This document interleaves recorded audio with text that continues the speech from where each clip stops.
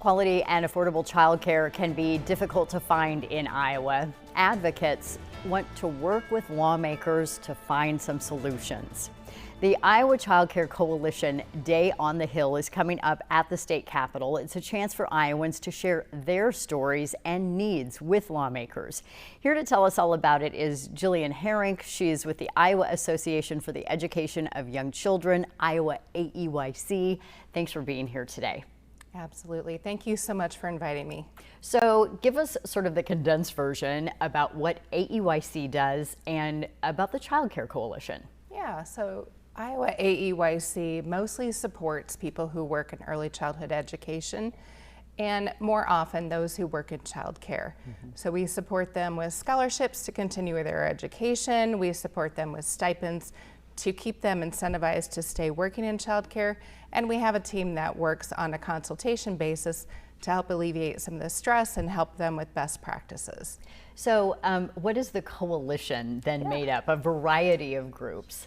Yeah, the coalition is really a loosely formed group of organizations that come together with a lot of different interests, but we all get together and we agree on several legislative priorities around childcare and early childhood education. And then we look at messaging and propose those every year. Okay, what are the priorities as far as you're concerned? This year there's a lot around child care assistance, and so there's a few priorities that help the parents with their income portion of that. And then the biggest one this year is child care assistance for child care providers. We know that keeping child care providers in the field is a very difficult thing, and we know they're low paid. And so this is an incentive for people who are working in childcare to get childcare assistance themselves.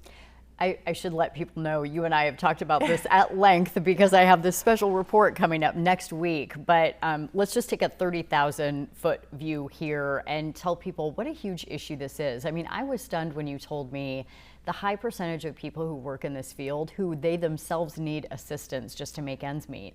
Yeah, we really have around 50 to 52% of people who work in childcare that qualify for state subsidy themselves. So they are making low income wages. We know that people in the field are making $12 to $14 an hour, and people with degrees are making $16 an hour. So they're not making a livable or a comparable wage. Yeah, and because by comparison, even though a lot of these people do have degrees in education, early childhood development, they're making about half of what teachers make. Yeah, a certified teacher in early childhood makes around $30 an hour, depending, of course, on their longevity, where a child care provider with the same degree is closer to $16 an hour.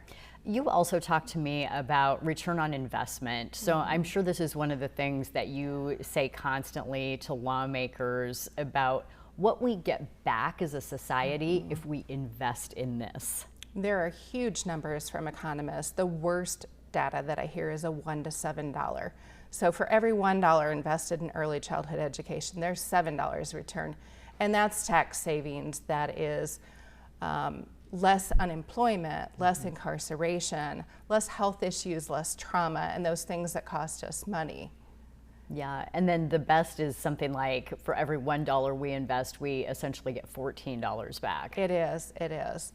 And then there's also the economic impact to Iowa due to the breakdown in childcare. So Iowa loses about $1 billion in its economy due to breakdown in childcare. That could be turnover, that could be loss of taxes. So it's really an important infrastructure to fund as a state. Okay, so let's give people the information about when this Day on the Hill is happening and what you want them to do to get involved. I would love the opportunity to do that. So our Iowa Child Care Coalition is February 12th at the Capitol from 7 to 9. I know that's a difficult time for people to come. But what we encourage people to do then is to lift their stories around childcare, especially parents as well, who are walking up to closed child care centers or on a waiting list from the point of conception until they can get their child into child care. And so lifting up their difficulties and maybe their solutions as well to their local legislator. Because that's the goal ultimately.